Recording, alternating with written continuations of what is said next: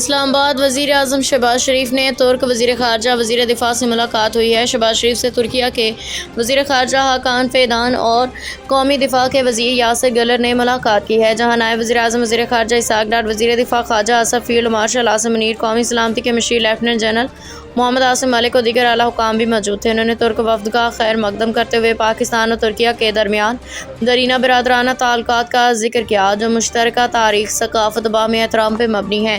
اپنی گفتگو میں انہوں نے دونوں ممالک کے درمیان قائم برادرانہ تعلقات کو اسٹریٹجک شراکت داری میں تبدیل کرنے کا اعادہ کیا۔ علاقائی اور عالمی ماحول، بالخصوص غزہ ایران کے تناظر میں دونوں ممالک کے درمیان قریبی روابط کی ضرورت پہ زور دیا۔